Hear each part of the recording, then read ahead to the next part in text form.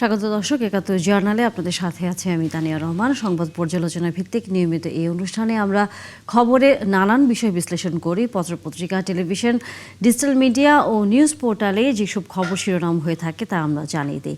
সেই খবরের সাথে যুক্ত মানুষদের আমরা সংযুক্ত করি আমাদের আলোচনার টেবিলে। আমাদের স্টুডিও এবং অনলাইনে সংযুক্ত থাকা অতিথিরা সেসব খবরের গভীরে ঢোকেন। আজ আমাদের সাথে স্টুডিওতে আছেন সিনিয়র সাংবাদিক জিয়াউল কবির সুমন। অনেক ধন্যবাদ এবং যুক্ত হয়েছেন আপনি আমাদের সাথে। এবং দর্শক, আপনাদেরকেও আমরা জানাতে চাই যে নানা খবরের পর্যালোচনায় আমাদের অতিথিরাও কিন্তু পর্যায়ক্রমে সংযুক্ত হন আমাদের এই আলোচনায়।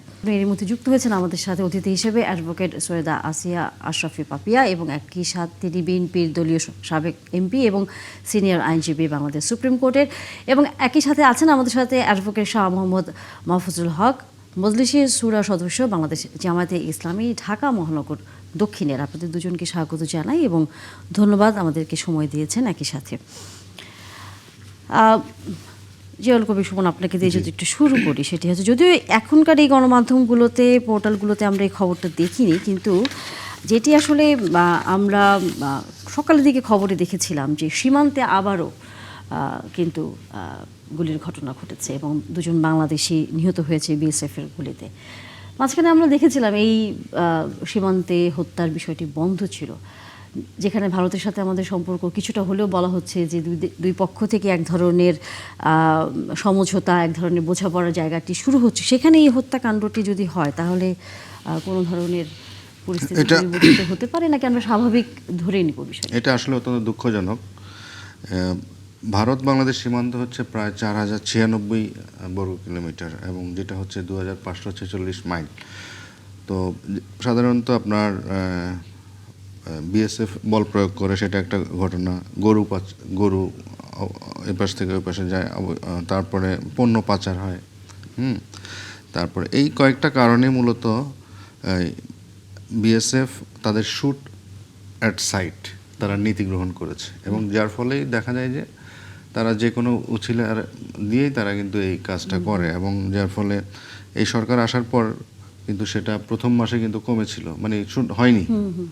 তো জানুয়ারি থেকে এই গত 5 মাসে 6 জন মারা গেলেন। আর আমি একটা পরিসংখ্যান দেখেছি, সেটা হচ্ছে 96 থেকে 2080, 2001 থেকে 2010 এই সংখ্যাটা অনেক বেশি ছিল। এটা এক্স্যাক্ট ফিগারটা সঠিক কিনা এটা নিশ্চিত না, কিন্তু এখানে 1000 বলা হয়েছে। 2012 থেকে 16 146 জন। আর 2025-এও বিএসএফ 34 জন মানুষকে হত্যা করেছে। তো বিষয় হচ্ছে আপনি প্রতিবেশী দেশের ক্যারেক্টার কিন্তু চেঞ্জ হয়নি। তারা আওয়ামী লীগ আমলেও যেমনটা ছিল, কেয়ারটেকারের সময় সেরকম, এখনও কিন্তু তারা তাদের সেই রূপ আবার দেখাচ্ছে। যদিও এটা ঠিক না, যেহেতু প্রতিবেশী দেশ, তো এখানে আপনার প্রতিবেশী সুলভ আচরণ করতে হবে।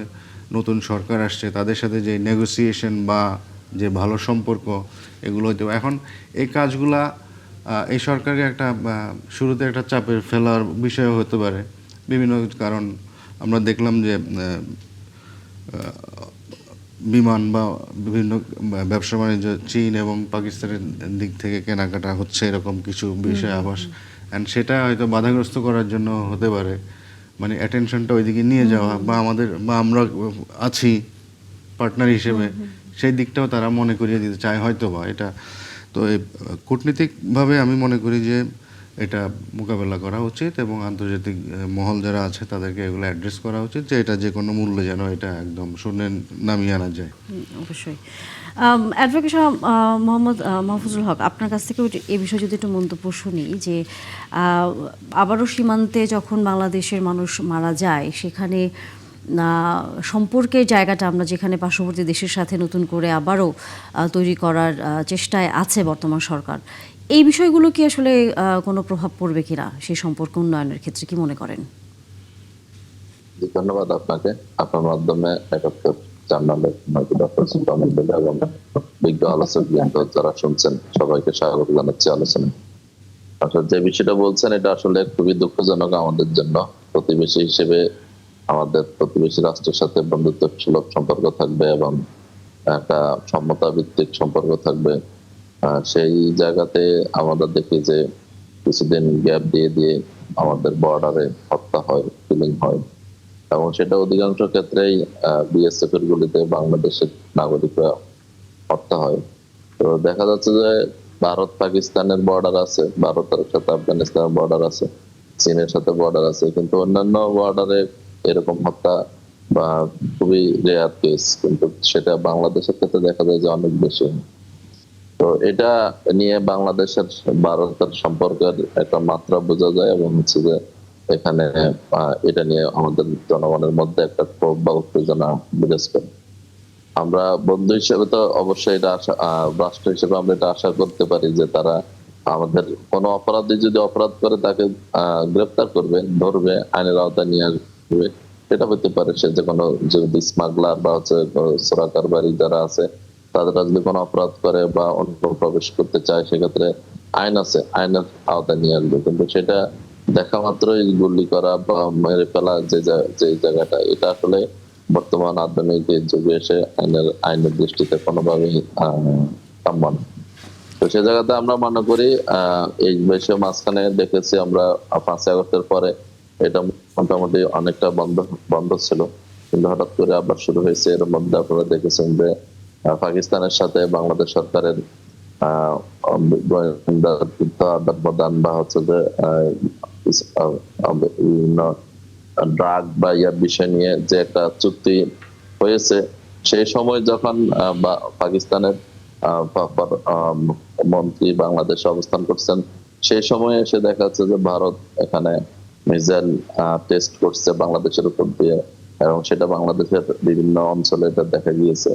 একটা মানে এটা একটা মেসেজ দেওয়ার মতোই। এবং ইতিমধ্যে আপনারা লক্ষ্য করছেন, বিশেষ করে পশ্চিমবঙ্গে যে নির্বাচন, বিধানসভার নির্বাচন, সেই নির্বাচনে বিজেপির বিজয়, এবং সেই বিজয়কে কেন্দ্র করে সেখানে মুসলমানদের উপর হত্যা বা হচ্ছে যে বাড়িঘর জ্বালাই দেওয়া, হামলা ভাঙচুর, এটা যে একটা অস্থিতিশীল পরিবেশ তৈরি করা হচ্ছে। এবং ওখানকার যারা বলা হচ্ছে যে তাদের ভাষায় যে বাংলাদেশের যারা বাসিন্দা ছিল, যারা ওখানে আছে এখন তা বাঙালি, তাদেরকে মুসলমানদেরকে বাংলাদেশে পাঠিয়ে দেওয়ার খুশিন করার একটা চেষ্টা। এই সবকিছু মিলে আসলে এখন বাংলাদেশ এবং ভারতের যে সম্পর্কটা, এটা হয়তো কোনো তাদের পক্ষ থেকে কোনো একটা মেসেজ হতে পারে, কোন মেসেজ বলে আপনি মনে করছেন অ্যাডভোকেট সৈয়দা? মনে করি, এবং আমি মনে করি এটা আসলে কোনোভাবে একটা স্থিতিশীল সম্পর্কের জন্য, বন্ধু রাষ্ট্রের জন্য বা প্রতিবেশী রাষ্ট্রের জন্য কাম্য না। এবং এটাকে অ্যাডভোকেট পাপি, আপনার কাছে জানতে চাই, বিরোধী দল বলছে যে বাংলাদেশের সাথে ভারতের যে সম্পর্কটি, সেই সম্পর্কের জায়গায় এখনো ভারত আসলে অনেকটা মোড়ল টাইপের আচরণ করছে। সেই জায়গায় বাংলাদেশের আসলে অবস্থানটা আরেকটু পরিষ্কার করা উচিত বলে মনে করেন। আরো বিভিন্ন গণমাধ্যমগুলোতে আমরা দেখেছি খবর এসেছে। আচ্ছা, আমি প্রথমে তীব্র ভাষায় নিন্দা জ্ঞাপন করতে চাই সীমান্ত হত্যাকে নিয়ে। কারণ ভারত সারা জীবনই মোড়লগিরি করেছে এবং সুপ্রতিবেশী সুলভ আচরণ তার পার্শ্ববর্তী কোন রাষ্ট্র, সার্কভুক্ত রাষ্ট্রের সাথে সে করেনি। অতীত ইতিহাস পর্যালোচনা করলে এটাই কিন্তু দেখা যায়। তাদের দেশের রাজনীতিতে মুসলমানদেরকে ধরে মারবে, ধর্ষিতা করবে, মুসলিম মেয়েদেরকে, ছেলেদের কাপড় খুলে চেক করছে মুসলিম না হিন্দু, এবং দোকানপাট মুর্শিদাবাদ থেকে শুরু করে কলকাতা, হাওড়া পর্যন্ত যে অত্যাচার নির্যাতনটা তারা শুরু করেছে, এটা একটা পাশবিক নির্যাতন। এবং এই পাশবিক নির্যাতন নিয়ে আমাদের দৃষ্টি ঘোরানোর জন্য আমাদের বাংলাদেশি কোনো মানুষের বুক যদি ভারতের বুলেট বিদ্ধ হয়, এটা তীব্র ভাষায় রাষ্ট্রের নাগরিক হিসেবে আমি নিন্দা জ্ঞাপন করছি, এবং বাংলাদেশের মানুষ হিসেবে এর সুষ্ঠু তদন্ত এবং বিচার দাবি করছি প্রথমত। দ্বিতীয়ত, যে নির্বাচন ভারতে হয়েছে, যদিও ভারতের আভ্যন্তরীণ ব্যাপার, কিন্তু ভারতের আভ্যন্তরীণ ব্যাপার বাংলাদেশের আভ্যন্তরে এই 15 বছর যাবৎ ভারত যেভাবে অনুপ্রবেশকারী হিসেবে ঢুকে বাংলাদেশের রাজনৈতিক অঙ্গন থেকে, অর্থনৈতিক খাত থেকে, এবং ভারতীয়দের বাংলাদেশের চাকরি দেওয়া থেকে শুরু করে এবং বিভিন্ন ব্যবসায়িক সেক্টরগুলো দখল করে তাদের নিজস্ব নিয়ন্ত্রণে পরিচালিত তারা করেছে। আজকে তাদের নির্বাচন নিয়ে 2-4টি কথা আমাদেরকে বলতেই হবে ওই পার্শ্ববর্তী রাষ্ট্রের নাগরিক হিসেবে। দেখেন, এখানে সারা জীবন পশ্চিমবঙ্গে আমরা আমরা আমরা আসবো, আমাদের একটু বিরতির সময় আসলে হয়ে গেছে। বিরতির পর আমরা এই আলোচনাটা অবশ্যই করব, আপনার কাছে ফিরবো। যে খবরটি আসলে নিয়ে আমরা আলোচনা করতে চাই অ্যাডভোকেট শাহ মোহাম্মদ মাহফুজুল হক আপনার সাথে, সেটি হচ্ছে জামায়াতের আমির আজকে বলেছেন যে জনগণের নিরাপত্তাকে উপেক্ষা করে সরকারের গৃহীত কোনো কর্মসূচি সফল হওয়ার সম্ভাবনা নেই। একটু বলবেন, জনগণের নিরাপত্তাকে কি উপেক্ষা করছে সরকার? জি, ধন্যবাদ। আসলে আপনি দেখছেন যে দেশের আইন শৃঙ্খলা পরিস্থিতি যেভাবে অবনতি হচ্ছে, এবং আমাদের গতকালকে আমরা দেখলাম যে কাপাসিয়াতে 5 জন গলা কেটে হত্যা হয়েছে, বিভিন্ন জায়গায় ছিনতাই, চুরি, ডাকাতি হচ্ছে, এবং মানুষ খুন হচ্ছে, এবং মানুষের মধ্যে একটা ভয় ভীতি কাজ করছে। নির্বাচিত সরকার আসার পরে দেশের আইন শৃঙ্খলা পরিস্থিতি উন্নতি হবে, এটা সবাই প্রত্যাশা করেছিলেন। কিন্তু দেখা যাচ্ছে যে আমাদের সরকারের আইন শৃঙ্খলা রক্ষায় উদাসীনতা বা হচ্ছে যে তাদের দুর্বলতার কারণে, বা আমাদের স্বরাষ্ট্রমন্ত্রী আইন শৃঙ্খলা রক্ষার চেয়ে অন্যান্য কাজে বেশি ব্যস্ত থাকার কারণে দেখা যাচ্ছে আমরা সংসদে দেখি যে তিনি সব বিষয় নিয়ে, তিনি মনে হচ্ছে যে বিএনপির একমাত্র ব্যক্তি, সব বিষয়ে তিনি পারদর্শী, সব বিষয়ে তিনি কথা বলেন। তাতে করে তার ডিপার্টমেন্টের প্রতি যে নজর দেওয়া দরকার, বা শুরু থেকেই আমরা এর আগে দেখেছি যে বিএনপি সরকার ক্ষমতায় আসার পরে অপারেশন ক্লিন হার্ট হয়েছে, এবং সন্ত্রাসীদেরকে ধরার জন্য র্যাব গঠন হয়েছে, এবং সরকারের আমলে বিভিন্ন উদ্যোগ গ্রহণ করা হয়েছে। কিন্তু এবার দেখা যাচ্ছে যে শুরু থেকেই সরকার এই ব্যাপারে শক্ত কোনো মেসেজ দিতে না পারার কারণে আমার মনে হচ্ছে সন্ত্রাসীরা এখন আগের থেকে বেশি ব্যাপক হয়ে যাচ্ছে, এবং চিন্তায়, চাঁদাবাজি, বিভিন্ন জায়গায় ব্যবসায়ীদের উপর মারধর করা, এবং পুলিশের কাছ থেকে আসামিকে কেড়ে নেওয়া, তারপর হচ্ছে যে আপনার গুলি, বন্দুক উঁচিয়ে তার হুমকি দেয়া, চাঁদা আদায় করার জন্য বিভিন্ন বল প্রয়োগ করা। আপনারা দেখেছেন কয়েকদিন আগে প্রথম আলোতে নিউজ করেছে যে ঢাকা শহরে বিভিন্ন জায়গায় কোন কোন স্পটে কারা চাঁদাবাজি করে, এবং কতজন তাদেরকে আশ্রয় দেয়, প্রশ্রয় দেয়, এবং সেখানে সরকার দলীয় লোকেরা জড়িত।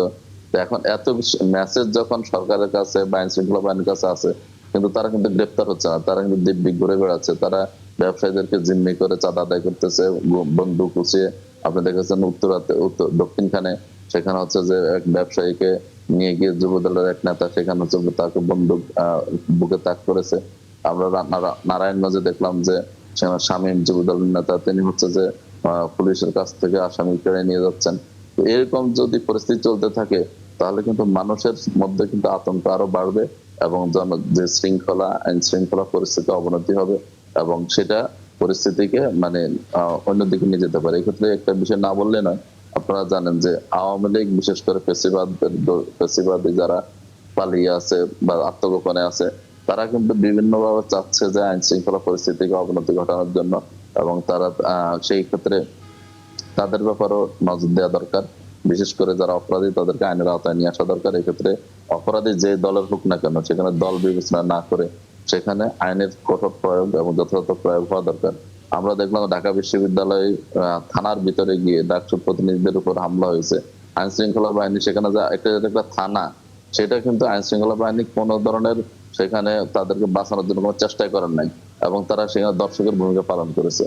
তো এখনো যদি সে আগের ফেসিবাদী আমলের মতো আইন শৃঙ্খলা বাহিনী সরকারি দলের পক্ষে কাজ করে, বা আইন শৃঙ্খলা রক্ষার ক্ষেত্রে তাদের যেভাবে সক্রিয় হওয়া দরকার সেই ভূমিকা যদি রাখতে না পারে, তাহলে তো এটা জনগণ আতঙ্ক তৈরি করবে এবং জননিরাপত্তা বিঘ্নিত করবে, এবং সরকারকে এটাকে সর্বোচ্চ প্রায়োরিটি দেওয়া দরকার।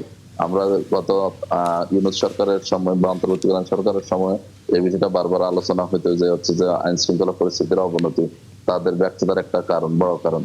এখনো যদি সেই জায়গায় যদি মানুষ আস্থা ফিরে না পায়, মানুষ যদি স্বাভাবিকভাবে চলাফেরা করতে না পারে, ব্যবসা বাণিজ্য করতে না পারে, এবং হচ্ছে যে তাদেরকে সবসময় আতঙ্কের মধ্যে থাকতে হয়, বিশেষ করে চাঁদাবাজদের দৌরত্ব যদি বেড়ে যায়, এবং সেখানে যদি সরকার যদি তা বলে যে হচ্ছে যে বিএনপির লোকজন যখন সহযোগিতা চাইতে আসবে তাহলে তাদেরকে সহযোগিতা করবেন, স্বরাষ্ট্রমন্ত্রী যদি এটা বলে, আসলে শুধু কি বিএনপির লোকে সহযোগিতা চাইলে তারা পাবে, নাকি যে কোনো নাগরিক সহযোগিতা চাইলে বা আইনের আশ্রয় নিতে চাইলে তারা? আপনি বলছেন যে আইন শৃঙ্খলা বাহিনী বিএনপির লোকজনদেরই সহযোগিতা করছে কোনো ধরনের সমস্যা হলে, এবং একই সাথে না করছে না, আমি বলছি স্বরাষ্ট্রমন্ত্রী এই বক্তব্য দিয়েছেন আইন শৃঙ্খলা বাহিনীকে, তারা যদি থানায় কোনো কাজে আসে তাদেরকে সহযোগিতা করার জন্য।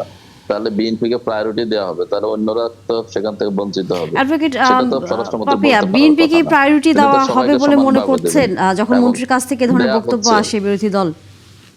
দেখেন যে থানায় ব্যাপারটা, হামলা হয়েছে। মানে শাহ মোহাম্মদ মাহফুজুল হক উনি ছাড়াও যে জামাতের টোটাল অল ওভার বাংলাদেশের নেতৃত্বস্থানীয় সব ব্যক্তির বক্তব্য যদি আপনি শোনেন, একটা জিনিস স্পষ্ট যে ওনারা স্বরাষ্ট্রমন্ত্রী সালাউদ্দিন সাহেবকে ব্যক্তিগতভাবে অপছন্দ করে এবং ব্যক্তিগতভাবে আক্রমণ করার চেষ্টা করে।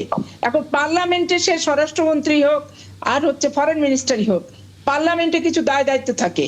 তো কেউ যদি কারো দায়িত্ব পালন করে, পার্লামেন্টকে সরব করে, প্রাণবন্ত করে, জ্ঞান মেধা যোগ্যতা অভিজ্ঞতা যদি থাকে, তো সেইটা উপস্থাপন করলে আমরা যারা কম জানি এটা আমরা শিক্ষা হিসেবে নিই ভাই, যে নিজে যেটু কম জানি অন্যের কাছ থেকে শিখবো। তার মায়ের পেট থেকে তো আর পৃথিবীর সবকিছু শিখে কেউ কিন্তু আসেনি। এখানে এই নিজের কাজ বাদ রেখে জ্বালা যে উনি কেন করছেন, এটা বেশি কথা হচ্ছে ওনার স্বরাষ্ট্র মন্ত্রণালয় উনি দেখা বাদ দিয়ে অন্য বিষয় নিয়ে বেশি সময় দিচ্ছেন। তো উনি যেহেতু বিএনপি মনোনীত সংস্কার কমিশনের একমাত্র প্রতিনিধি, স্বাভাবিক কারণে সংস্কার কমিশনের বিষয়বস্তু আরপিও থেকে, সংবিধান থেকে, কার্যপ্রণালী বিধি থেকে সমস্ত কিছু উনি যেভাবে আলোচনা অংশগ্রহণ করেছেন এবং ওনার বলাটা যত জিনিসটা অভিজ্ঞতায়, এটা আর দ্বিতীয় ব্যক্তির কিন্তু নাই, যেহেতু ওখানে আর কোনো প্রতিনিধি পাঠানো হয় নাই। এখন এইটাকে কেন্দ্র করে এখন ব্যক্তিগত অ্যাটাক পর্যন্ত চলে যাচ্ছে। স্বরাষ্ট্রমন্ত্রী এখন 5 জন নিয়ে মারা গেছে, এটাতে ব্যক্তিগতভাবে আমাকে খুবই লোমহর্ষক এবং মর্মান্তিক মনে হচ্ছে। কিন্তু এইটা কি কোনো দলীয় ঘটনা? এইটা তো পারিবারিক সম্ভবত ঘটনাটা, ফেসবুকে যতটুকু পড়েছি। এখন আমার কথা হচ্ছে পারিবারিক ঘটনা, একজন সবাইকে মেরে ফেলে দিল, নিজেও মরে গেল, এগুলো আচার বিচার, যারা মারলো যারা মরলো সবই মরে গেল। এখন এইটাকে আপনি আইনের আশ্রয় আনলে এটাতে একটা ইউডি মামলা করতে হবে, আর পরিবারের পক্ষ হয়ে কার বিরুদ্ধে কে মামলা করবে? যাকে যারা মেরেছে নিজেরাও সবাই মরে গেছে। এটা এখন একটা ব্যাপার, এটা স্বরাষ্ট্রমন্ত্রীর ব্যর্থতা হিসেবে উনি দেখছেন। উনি এর আগে চাঁদাবাজি যা ছিল পূর্বের, এগুলো ইতিহাসও তুলেছেন। ব্যক্তিগতভাবে চাঁদাবাজি আমি পছন্দ করি না, সেটা ব্যবসায়ীদের কাছ থেকে চাঁদার নাম দিয়ে তোলা হোক, আর হাদিয়ার নাম দিয়ে তোলা হোক, বায়তুল মালের নাম দিয়ে তোলা হোক, আর ইয়ানতের নাম দিয়ে তোলা হোক। বেসিক্যালি কোনো মানুষ, সমর্থক, সদস্য এবং সাধারণ মানুষ কারোর কাছ থেকে আমি রাজনৈতিক লেনদেনটা একদমই পছন্দ করি না। কারণ রাজনৈতিক লেনদেন, এই যত লেনদেনটা যেহেতু পছন্দ করি না, স্বাভাবিক কারণে বায়তুল মালও চাঁদাবাজি, চাঁদাও চাঁদাবাজি, আবার ইয়ানতও চাঁদাবাজি, এটাও চাঁদাবাজি, সবই কিন্তু সাংগঠনিক কার্যে ব্যবহার হয়। এখন অভিযোগটা তুলবে কে?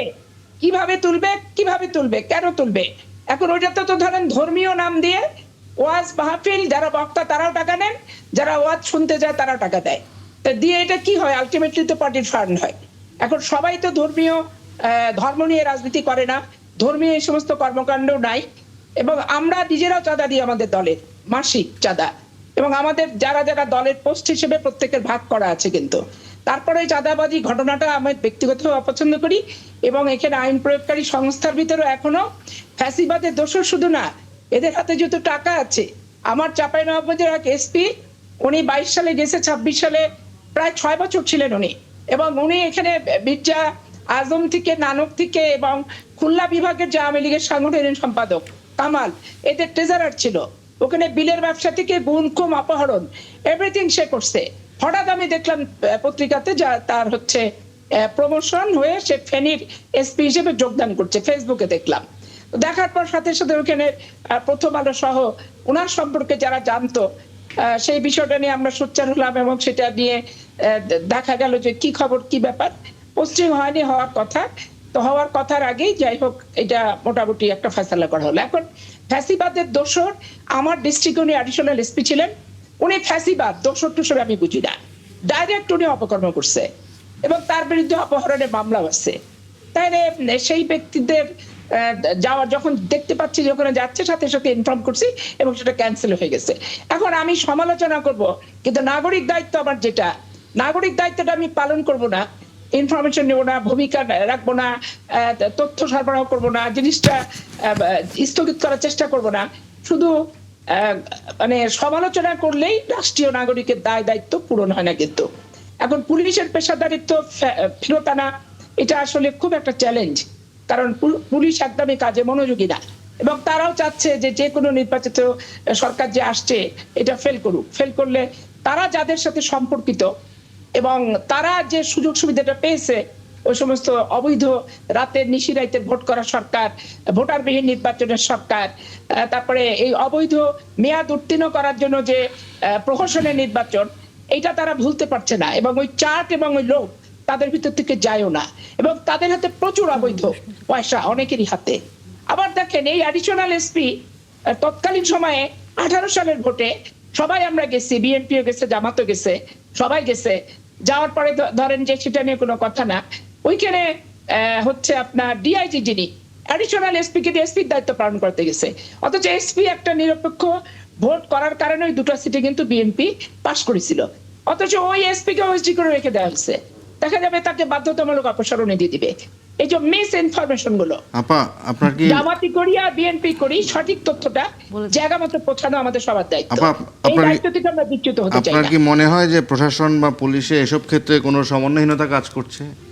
সমন্বয়হীনতা তো অবশ্যই, কারণ যাদের হাতে, যারা হচ্ছে এত অপরাধ করলো তথ্য সংগ্রহের ক্ষেত্রে সমন্বয়হীনতা, কিংবা এটা ব্যক্তিগতভাবে কিভাবে গেল অ্যাডিশনাল এসপি অতদূর পর্যন্ত যে একটা গুণকমের আসামি রীতিমতো এসপি ফেনীর মতো জেলায়, যখন আমি ফেসবুকে দেখি আমি নিজে হতবাক হয়ে যাই, এবং এদের হাত যে কত লম্বা এটাও আমি অবাক হয়ে যাই।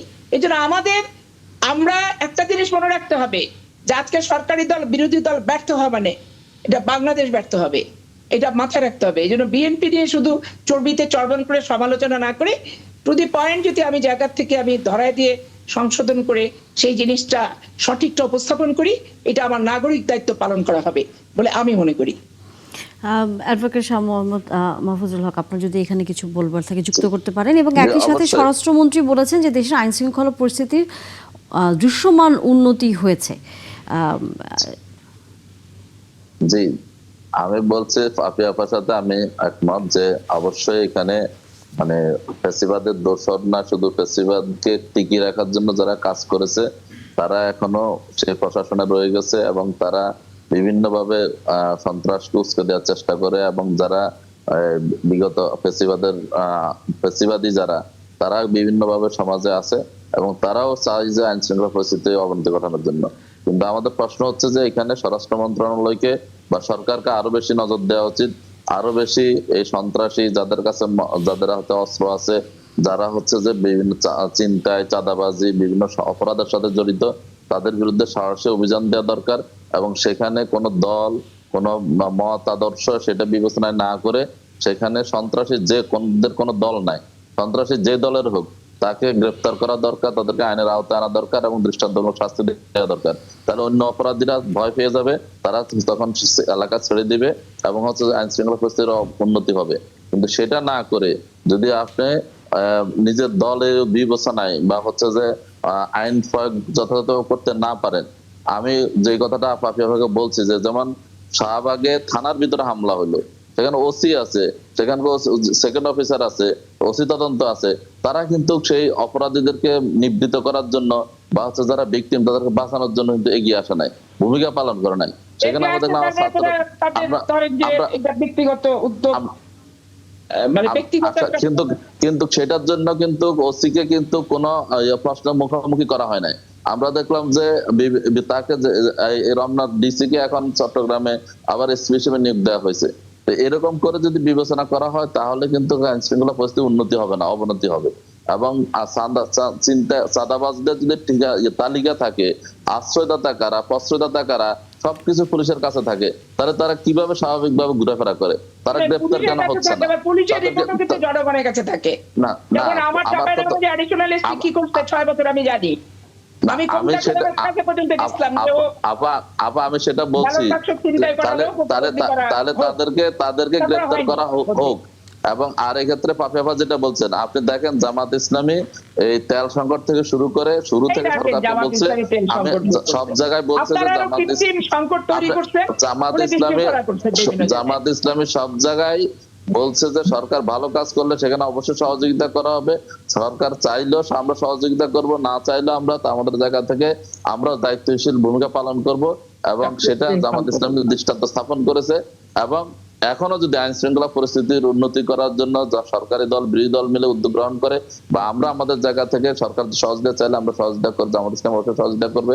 এবং আমিরে জামাত ঠিকই বলছেন, জননিরাপত্তাকে যদি আমরা জোরদার করতে না পারি, মানুষ যদি মানে নিরাপদ বোধ না করে, তাহলে ব্যবসা বাণিজ্য, দেশের অর্থনীতি, দেশের টোটাল সামগ্রিক পরিস্থিতি কিন্তু অবনতি হবে। এবং সেটা দেশের জন্য, সরকারের জন্য, বিরোধী দলের জন্য, সবার জন্য ভাবমূর্তি ক্ষুণ্ণ হবে। বিশেষ করে সিকিউরিটি, আপনি এখন বিশেষ করে আমি বলবো যে সীমান্তে যে ঘটনাটা আপনি বললেন, এর আগে আলোচনা আসছিল আমাদের, এই যে আমাদের বাংলাদেশিদেরকে সীমান্ত হত্যা, যেটা এটা অবশ্যই সরকারকে এটার ব্যাপারে উদ্বেগ জানিয়ে ভারতের কাছে জবাবদিহি করা দরকার, মুখোমুখি করা দরকার, এবং এটা অবশ্যই বন্ধ করা দরকার। এবং বিশেষ করে পশ্চিমবঙ্গ থেকে শুরু করে পশ্চিমবঙ্গে বর্তমান ক্ষমতাসীন বিজেপি যেভাবে উগ্র আচরণ করছে, এবং সেখানে যে মুসলমানদের উপর নির্যাতন হচ্ছে, জুলুম হচ্ছে, আছে মুসলমান পরিচয় পেলে তাদেরকে হত্যা করা হচ্ছে, এটার ব্যাপারে সরকারের উদ্বেগ জানানো উচিত, এবং এটা বন্ধ হওয়া উচিত। এবং জাতীয় আন্তর্জাতিক অবশ্যই সরকার নিশ্চয়ই উদ্বেগ বা কোনো ধরনের জবাবদিহি চাবে নিশ্চয়ই। জি, আমি পাপিয়ার সাথে এই বিষয়ে একটু, সেটা হচ্ছে প্রায় 80% সংসদ সদস্য হচ্ছে নতুন এই জাতীয়, এই বর্তমান সংসদের। তো সেক্ষেত্রে ভারতের যে বর্তমানে যে বিশেষ করে আমাদের সীমান্তে যে হত্যাকাণ্ডগুলো যেগুলো কন্টিনিউ করছে, এই নতুন সরকার বা এই নবীন সদস্যরা কি এটা ট্যাকেল দিতে পারবে? উনি বলতেছিল, তার প্রশ্নটা আপনার আমি শুনতে পাই নাই, বলেন একটু সাংবাদিক ভাই। হ্যাঁ, আমি বলছিলাম যে এই জাতীয় সংসদের সদস্যদের প্রায় 80% হচ্ছে নতুন। তো ভারতের মতো একটা পুরানো ঘাঘু, যারা বাংলাদেশের উপরে ধরেন 2011 সালে 7ই জানুয়ারি ফেলানির লাশ ঝুলিয়ে তারা কুড়িগ্রামের ফুলবাড়িতে লাশ ঝুলিয়ে রেখেছিল, এবং প্রতি বছরেই তারা মানে নিয়মিত বেসিসে তারা সীমান্তে হত্যাকাণ্ড চালিয়ে যাচ্ছে। তো সেক্ষেত্রে এই নবীন সদস্যরা কি এই ভারতকে এই কূটনৈতিকভাবে কতটুকু তারা সফল হবে বলে আপনি মনে করেন এই সীমান্ত হত্যা বন্ধে? আচ্ছা, এখানে ব্যাপার হচ্ছে কি ভাই, এখানে যেটা ব্যাপার হচ্ছে যে পার্লামেন্টে ধরেন যে নিন্দা প্রস্তাব করে, আলাপ আলোচনা করে, সেটা ঠিক আছে, নতুনদের শিক্ষা টিকারও ব্যাপার আছে। তারপরে সবাই তো আর রাজনীতি করলেই 5টা মামলা খেলেই যে সংবিধান, কার্যপ্রণালী বিধি, পররাষ্ট্রনীতি, এইসব ব্যাপারে যে একবারে জ্ঞানের গভীরতার চলে যাচ্ছে, তাও সেটা না। তবে আমার যেটা মনে হয়, যেখানে দলের দায়িত্ববোধ এবং দলকে, প্রত্যেকটা রাজনৈতিক সংগঠনকে একটা মুখ্য ভূমিকা পালন করতে হবে। মমতাকে ফিজিক্যালি অ্যাসাল্ট করছে মার্চে পর্যন্ত। একটা মুখ্যমন্ত্রী এই বয়সে এসে যদি বলে যে আমার গায়ে হাত দিয়েছে, আমাকে মারছে, এটা বাংলাদেশের মানুষ শুধু না, বিশ্বের জন্য লজ্জার একটা ব্যাপার। এবং আমরা আগে বলতাম যে ভারতের গণতন্ত্রের চর্চা, অথচ ভারত ইন্টারফেয়ার করে বাংলাদেশের গণতন্ত্রটা কি নগ্ন রূপ ধারণ করছে। অথচ সেখানে দেখেন 92 লক্ষ ভোটার কর্তন করা হলো, এবং তারপরে যেভাবে ইভিএম এর সেটআপ দিয়ে ভোট, এবং বিভিন্ন জায়গা থেকে মুড়ি, এবং সবচেয়ে বড় কথা মুসলমানদের ঘোষণা দিয়ে আজকে রেপ, ধর্ষণ, অপহরণ, এবং মুসলমানদেরকে কাপড় খুলে করে দেখতেছিল মুসলমান কিনা। এবং আপনার মুর্শিদাবাদ থেকে শুরু করে আপনার কলকাতাতে ম্যাক্সিমাম জায়গায় গরু জবাই হয়, এবং ওখানে মুসলিমরা খায়, হাওড়া থেকে একবারে বাগনান বাইনান পর্যন্ত, ওদিকে খড়গপুর পর্যন্ত। তো সেই অধ্যুষিত এলাকাগুলোতে মেয়েরাকে জুতা মেরে অফিসের হিন্দু বস হচ্ছে মেয়েকে কেমন আছো এটা জুতা মেরে মাথায় শিখাচ্ছে। এগুলো দেখলে তো একবারে গা হাত পা হচ্ছে ভাই, জ্বলে যাচ্ছে, স্বাভাবিক মন মানসিকতা থাকছে না। তো ভারত গণতন্ত্রের শিক্ষা দিতে আসে যাদেরকে, আমাদেরকে, অথচ তাদের শিক্ষাটা কিরকম হলো পশ্চিমবঙ্গের নির্বাচনে। আর এখানে পশ্চিমবঙ্গের ট্র্যাডিশন, সারা জীবন এরা জ্যোতি বসু, বুদ্ধদেব গুহ, পরবর্তী পর্যায়ে মমতাকে ভোট দেয়, শুধু মুসলিম 30% কি 35% এদের নিরাপত্তার জন্য এরা কেন্দ্রীয় সরকারকে ওইভাবে দিত না। দেখেন কংগ্রেস যখন ছিল তখন একরকম ছিল, যেমন দিল্লিতে গরুর মাংস জবাই করলেই তার দণ্ডনীয় অপরাধ আদালতে। এখন পশ্চিমবঙ্গের যে ব্যাপারটা হয়ে গেল, এর আগে যখন ইন্দিরা গান্ধী ক্ষমতায় ছিলেন, আমি খুব ছোট ছিলাম, তারপর আমি পত্রিকায় পড়েছি যে গরুর মাংস জবাই করা বন্ধ হোক। ইন্দিরা গান্ধী বলছিল যে এত গরু ভারতে জবাই হয়, এগুলো কি শুধু মুসলিমরা খায়? মুসলিমের সংখ্যা কত? তো যে এখানে তো অন্য সম্প্রদায়ের লোকেরাও খায়। তো সেই নিয়ে তখন উনি এটা নিয়ে অনেক আলোচনা সমালোচনার মুখে পড়ছেন। ধর্মভিত্তিক রাজনৈতিক সংগঠন এটা কোনো রাষ্ট্রের জন্য উপযুক্ত না এবং এখানে উগ্রপন্থী, এবং এই ধর্মকেন্দ্রিক রাজনীতি সারা পৃথিবী থেকে আসলে বিদায় করা উচিত। এই যতদিন সারা পৃথিবীতে ধর্মভিত্তিক রাজনীতি থাকবে ততদিনই এইরকম বিশৃঙ্খলা এবং অহেতুক দাম্ভিকতা, অনিয়ম, অগণতান্ত্রিক আচরণ কিন্তু আপা যেটি আসলে প্রশ্ন যে এই যে নতুন এখন আমাদের দেশের নতুন সরকারে 80% নতুন আসলে সংসদ সদস্য, আমরা আসলে সেটা বলছিলাম, তারা কিভাবে ভারতের এই যে আগ্রাসন, ভারতের যে আমাদের প্রতি মোড়লগিরি দেখানো, আপনি যে প্রসঙ্গগুলো তুলে আনছেন, এই যে মুসলমানদের উপর সেই দেশে নির্যাতন, আমাদের দেশে সীমান্তে হচ্ছে আমাদের দেশের মানুষকে মেরে ফেলা, এই বিষয়গুলো নিয়ে আসলে কতটা সোচ্চার এবং কূটনৈতিকভাবেও আসলে কতটা সামনের দিকে কঠোর থাকতে পারবে বলে আপনার কাছে মনে হয়? দেখেন, শিক্ষার তো একটা গুণ আছে, অভিজ্ঞতারও একটা, যোগ্যতার একটা ব্যাপার তো আছেই। নতুন প্রার্থীরা এখন তারা শিখে পড়ে যতটুকু নিজেদেরকে ঘোষণা যে প্রথম পার্লামেন্টে কি প্রথম 5 বছর উপস্থাপন করতে পারি, সেটা একটা ব্যাপার। আর আসলে আমরা যে রাজনৈতিক চর্চাটা ছাত্র জীবনে পেয়ে আসছি, যে শিক্ষা প্রতিষ্ঠান কেন্দ্রিক রাজনীতি করছি, ডিবেট থেকে শুরু করে এভরিথিংস এর সাথে আমরা জড়িত ছিলাম। স্বাভাবিক, কারণ আমাদের কোনো বিষয় লেখাপড়ার প্রতি একটু আগ্রহ বেশি ছিল। এখনো ধরেন 5-7টা পত্রিকার সম্পাদকীয় অন্তত পড়তে হয়, এটা নিজস্ব ইন্টারেস্টেই। সে না হলে সপ্তাহে একদিন হলে সব পত্রিকা মিলে পড়ি। এবং লেখাপড়া করে অনেকে হয় কি মাথায় অনেক বুদ্ধি আছে, আবার এক্সপ্রেশন সাবমিশনটা হয়তো ভালো হলো না, এই আর কি। এখন কি করবেন, নতুন সবাই এখন ঘষে মেজে যতটুকু চালানো যায় চালাবে, যার দল তাদের। এই বিষয়টা আসলে দলীয়ভাবে না দেখে মানে সামগ্রিকভাবে বাংলাদেশের ইন্টারেস্ট হিসেবে সবার দেখা উচিত। অবশ্যই। এবং আপনি একটা জিনিস দেখেন যে ঢাকা শহরে বা বাংলাদেশে 2 থেকে 6,000 নিবন্ধিত এবং অনিবন্ধিত বাইং হাউস আছে, এবং অনেকগুলোরই আপনার সিও পর্যায়ে আমরা কিন্তু ভারতীয় এবং শ্রীলঙ্কানদের নিচ্ছি, বাংলাদেশিদের আমরা ইগনোর করছি। একটা পর্যায়ে গিয়ে আমরা তাদের দিচ্ছি না, যার ফলে তাদের যে স্যালারি স্ট্রাকচার তারা আপনার বাংলাদেশের একটা বড় অংশ তারা কিন্তু নিয়ে যায়। তো এই বিষয়গুলো আমার মনে হয় খেয়াল করতে হবে, আমাদের জাতীয়তাবোধটা আরো জাগ্রত করতে হবে, আমাদেরকে দেশের স্বার্থের সবার আগে দেশের স্বার্থটা দেখতে হবে। অবশ্যই। মাহফুজুল হক, আপনার কি কিছু বলবার আছে, নাহলে আমরা হয়তো বিরতিতে যাব? যে আমি মনে করি আসলে নতুন পুরাতন এখানে অবশ্যই বিষয় থাকে, কিন্তু এটা মেজর হয় না। কারণ হচ্ছে যে এখানে শুধুমাত্র এমপি মন্ত্রীরাই নির্ধারণ করেন, এখানে পলিসি নির্ধারণ করার জন্য এখানে অ্যাডভাইজার আছে, এক্সপার্ট লোক আছে, এখানে সচিবরা আছে। মানে সামগ্রিকভাবে একটা দেশের পলিসি অনেক জায়গা থেকে এখানে কন্ট্রিবিউট করার সুযোগ আছে। সিটিজেন বা অন্যান্য যারা এখানে পাপি আপাস যেটা বললেন, ওনারা দলের সদস্য আছেন, বা বিভিন্ন জায়গা থেকে এক্সপার্ট অপিনিয়ন নিয়েও এটা করা যায়। এখানে মূল বিষয়টা হচ্ছে সরকারের সেই নীতি এবং সেই পলিসি আছে কিনা এবং সেটা কিভাবে হ্যান্ডেল করছে, সেইটা হচ্ছে বড় বিষয়। আমি মনে করি সরকার এখন, আমরা দেখলাম যে চীনের সাথে যোগাযোগ হচ্ছে বা পাকিস্তানের সাথে যোগাযোগ হচ্ছে। এখন যদি আমার বন্ধু রাষ্ট্র যদি আমার উপর কর্তৃত্ব দেখাইতে চায় বা আমাকে বড় দাদাগিরি বা বড় ভাই হিসেবে সুলভ আচরণ করতে চায়, বা এখানকে শুধুমাত্র সাইজ দিয়ে অনেকে, যে আমরা পশ্চিমবঙ্গের নেতাদের কথাবার্তা শুনি, তারা আমাদেরকে হুমকি দেয় যে কলকাতা বা একটা পশ্চিমবঙ্গের মতো বাংলাদেশের আয়তন, এখানে আসলে আধুনিক বিশ্বে এসে এই একটা রাষ্ট্রের আয়তন কত, সাইজ কত, এটা দিয়ে দেশের শক্তিমত্তা প্রমাণিত হয় না। আপনি ইরান আজকে কিন্তু আমেরিকা বা ইসরায়েলের মতো এরকম শক্তিধর মানে রাষ্ট্রকে কিন্তু ঠেকিয়ে দিয়েছে, সেখানে তারা বাধ্য হচ্ছে এখন সমঝোতা করতে।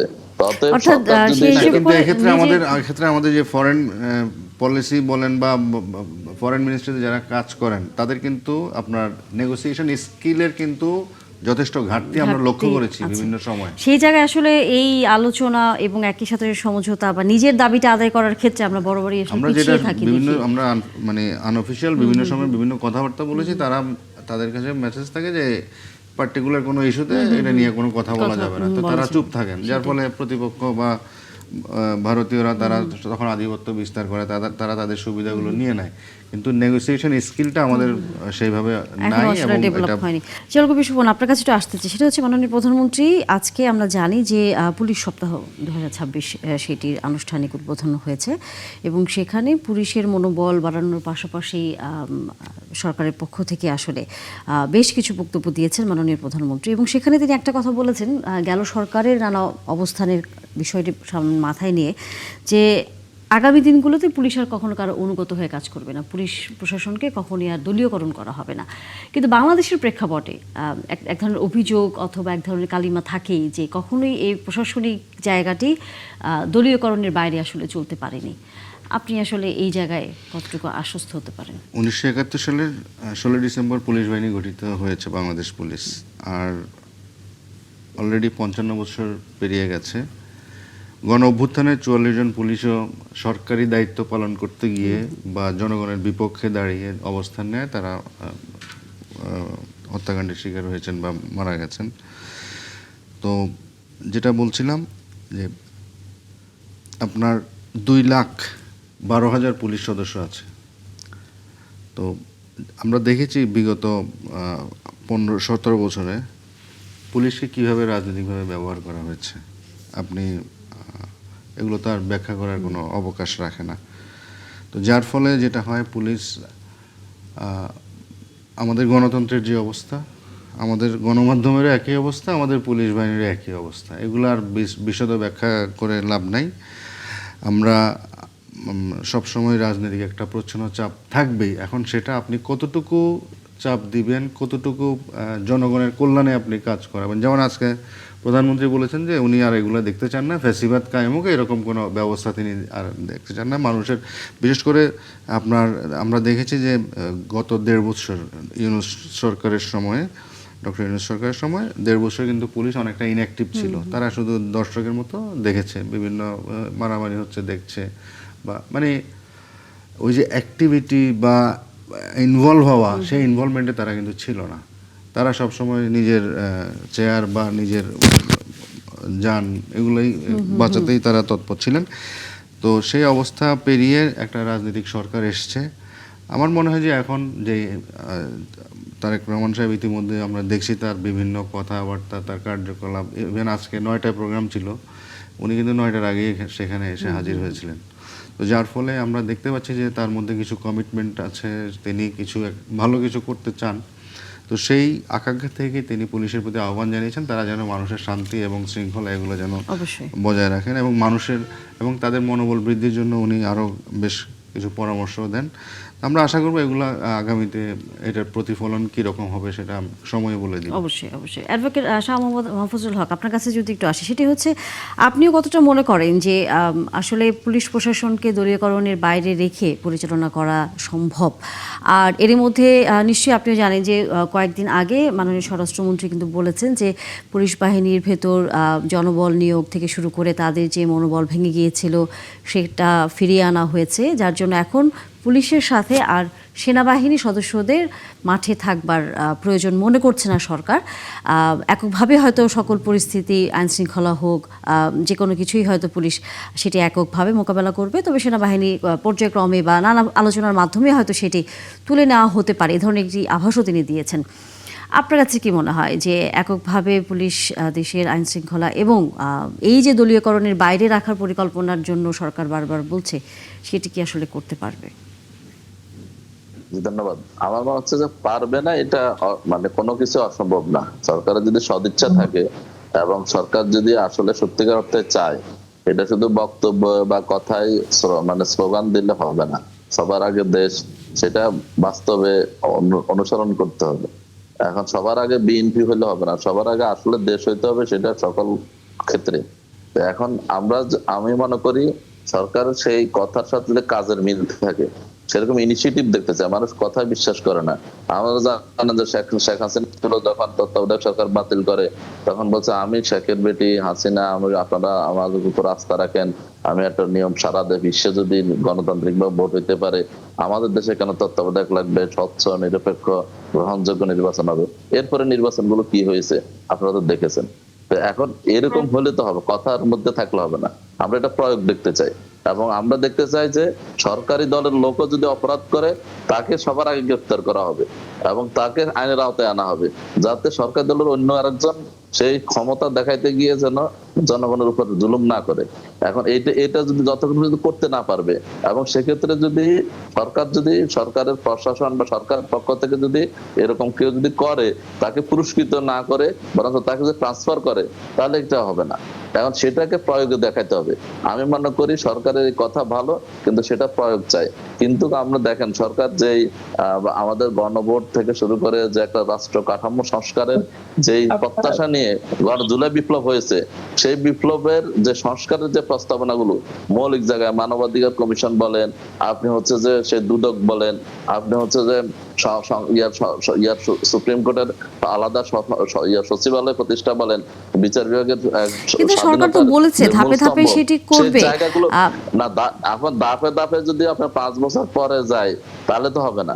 আপনার শুরুতে যেটা আপনার শুরুর দিনে যেটা করার কথা, আপনি সেটা সেরকম না করে আপনি 4র্থ বছর যাই বলবেন যে আমি ইনিশিয়েটিভ নিয়েছিলাম কিন্তু পারি নাই, সেই কথা তো হবে না।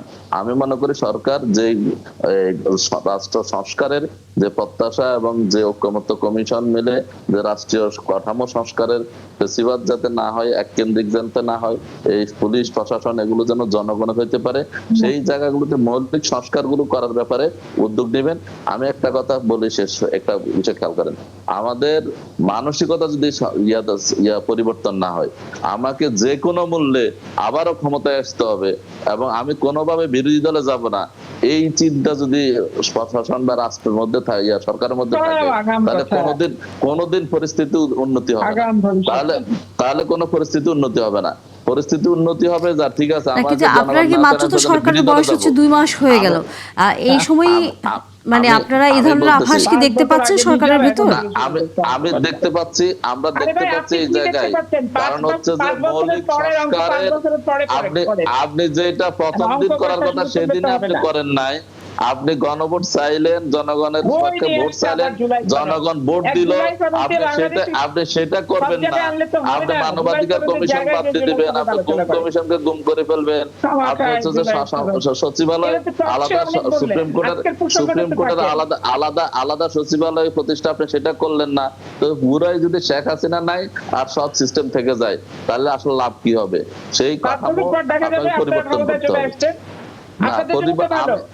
না। ক্ষমতায় না, আপনারা জনগণকে আপনার কথা বলতে দেন, আমারটা শেষ করতে দেন, আমারটা আমাকে শেষ করতে দেন।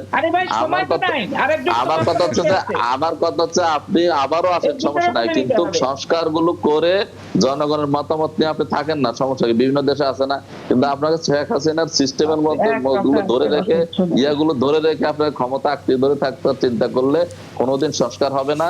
পুলিশ ওই দলীয় বাহিনীর মতো ব্যবহার হবে এবং আবারও সেই মানে ফ্যাসিজম কায়েম হবে এবং জনগণকে আবার অধিকার আদায়ের জন্য আন্দোলন করতে হবে, জীবন দিতে হবে। এটা জাতির জন্য দুর্ভাগ্য হবে। অ্যাডভোকেট পাপি, আপনার যদি এই বিষয়ে কোনো মন্তব্য থাকে। আমার খুবই বিরক্ত লাগে, পার্লামেন্টে একই কথা, এই 1.5 বছর একই কথা শুনলাম, আবার প্রত্যেকটা টক শো একই কথা। আজকে স্পেসিফিক না, আপনি যখন জনগণের ভোটকে প্রাধান্য না দেন, আমি যদি ঘোড়ার আগে গাড়িটা বেঁধে দিই, প্রত্যেকটা বিষয় নিয়ে চর্বিতকরণ করি, তাহলে তো আজকে আপনাদের যে বিষয়বস্তুগুলো আমাদের দিয়েছেন, এই বিষয়বস্তুগুলো ঠিক মতো হবে না। এখানে দেখেন, গণপ্রজাতন্ত্রী সরকারের মাননীয় প্রধানমন্ত্রী বলেছেন যে উনি প্রশাসনকে দলীয়করণ করবেন না। তাহলে ওনার মেসেজটা হচ্ছে স্পষ্ট। এখন পুলিশ শুধু না, প্রশাসনের এর আগে ডিসি সম্মেলন হয়েছে, এখন পুলিশ সমাবেশ হলো, এখন জেলা প্রশাসনই বলেন আর পুলিশ সুপারই বলেন, তারা তাদের পেশাদারিত্বে ফেরত আসতে পারবে কিনা, এইটা হচ্ছে জনগণকে এবং সকল রাজনৈতিক সংগঠনকে সেই জায়গাটা দেখার একটা সুযোগ প্রশাসনকে আমাদের দিতে হবে।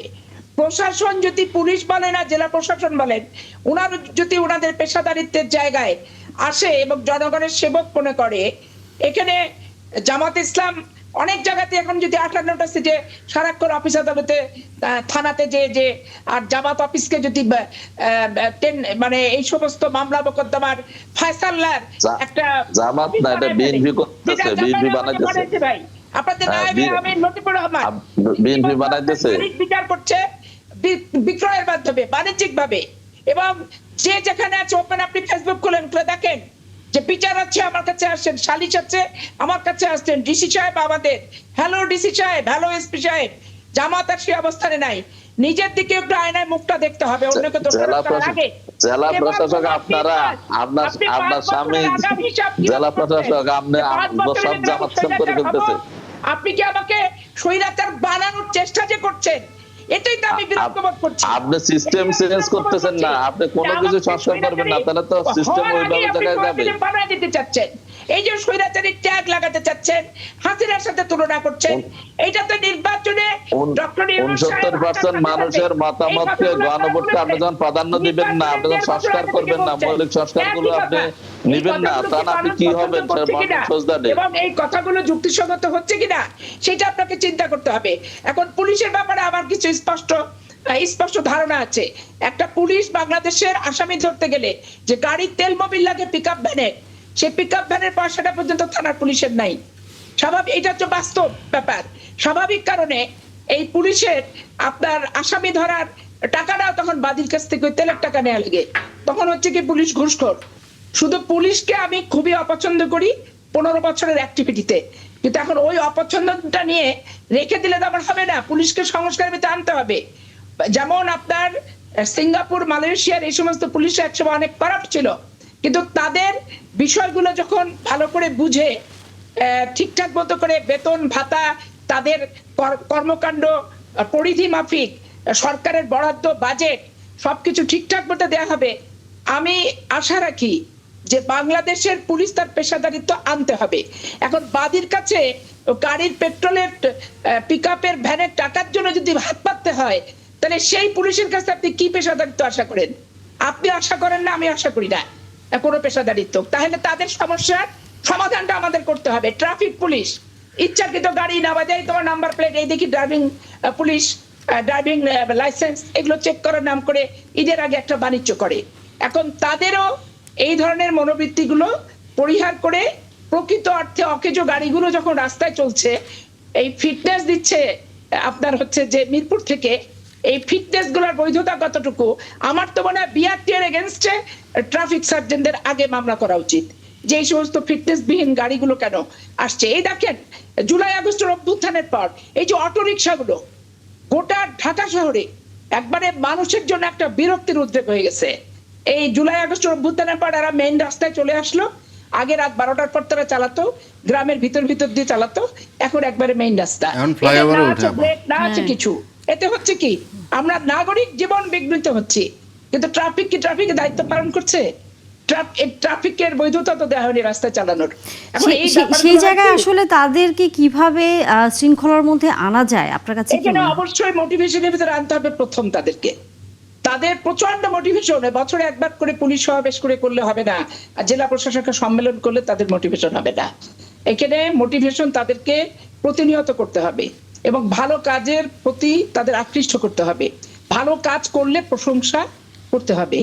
এখানে সারাক্ষণ আমি ওই বিএনপি কি করতে চায় না করতে চায়, দলীয় কালার ট্যাগ দিয়ে স্বৈরাচার বানানোর একটা ব্যাপক প্রবণতা।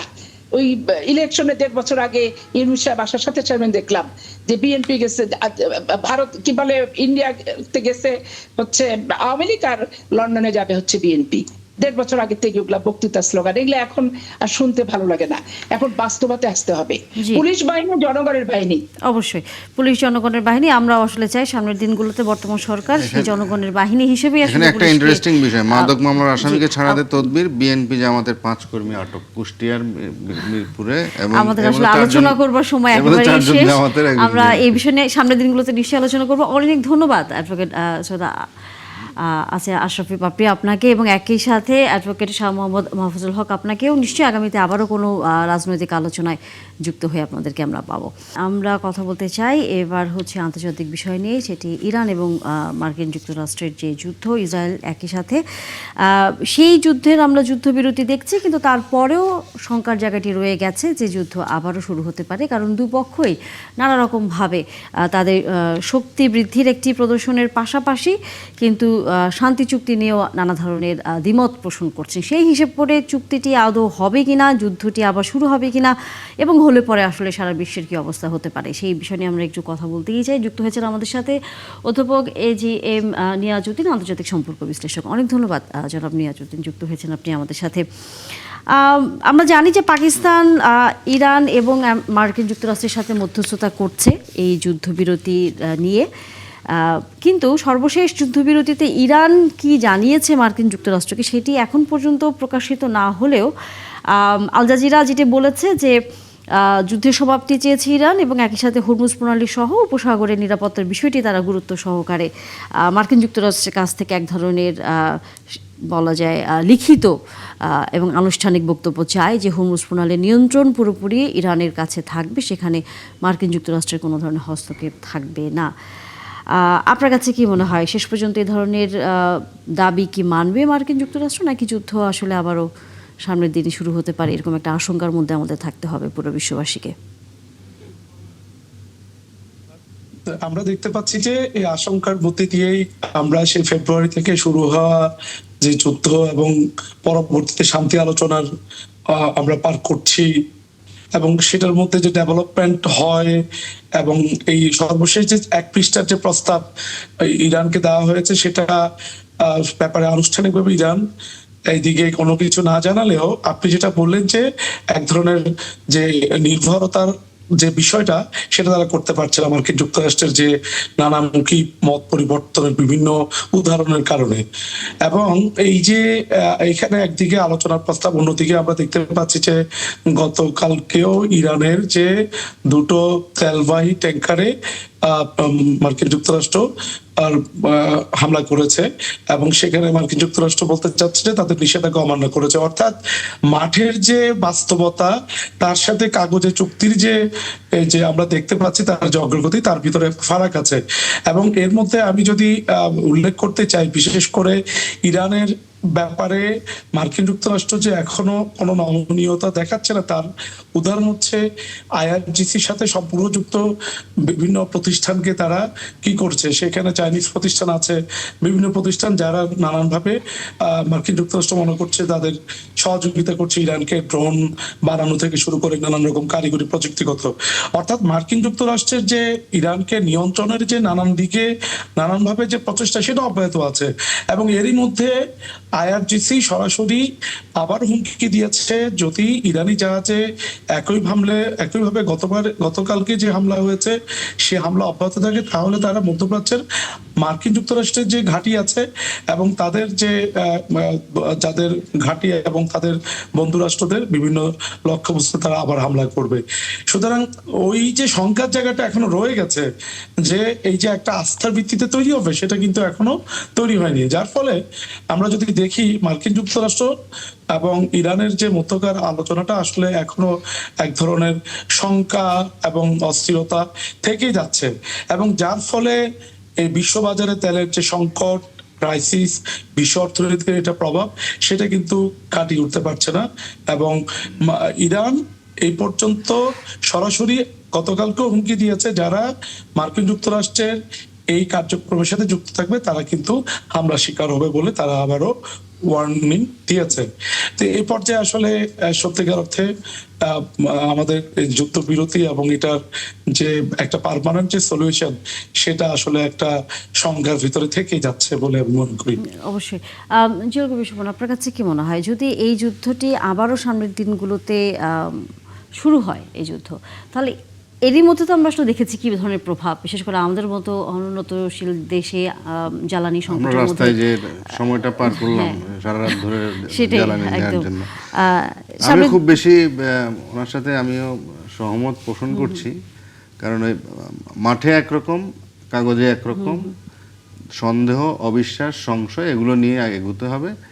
এখন দেখা যাক কোন জায়গায় গিয়ে মিলিত হয় আর কি, যেটা এই সামগ্রিক যুদ্ধের। এবার কি আপনার কাছে কি মনে হয় যে আমরা গেলবার রাশিয়া এবং চীনকে সরাসরি কোনো রকম ভাবে ইরানের পাশে দাঁড়াতে বা কোনো ধরনের সহযোগিতা করতে আমরা দেখিনি, কিন্তু আমরা জানি যে ড্রোনগুলো বেশিরভাগই হচ্ছে চীনের ছিল।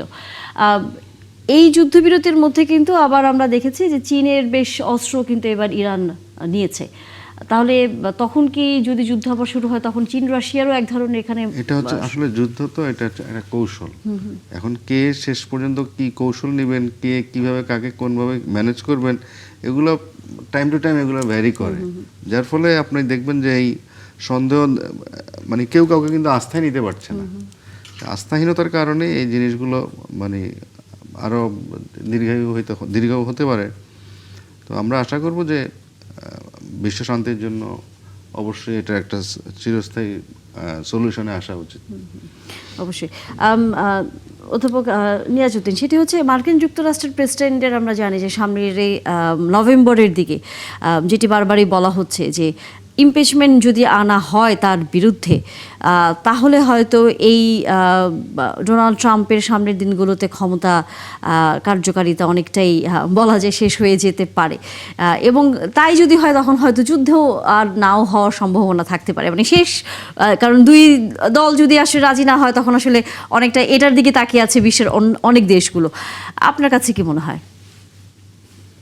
দেখুন, নভেম্বর তো অনেক দেরি, মে মাস এবং আরো 6 মাস পরে নভেম্বরের মধ্যবর্তী নির্বাচন, এবং বর্তমানে যে সিনেটের যে অবস্থা, সেখানে মার্কিন যুক্তরাষ্ট্র এই ডোনাল্ড ট্রাম্পের তার যে যুদ্ধ এবং সেক্ষেত্রে তার একটা নিয়ন্ত্রণ পুরো ইয়াতেই আছে, সিনেটেও আছে তার।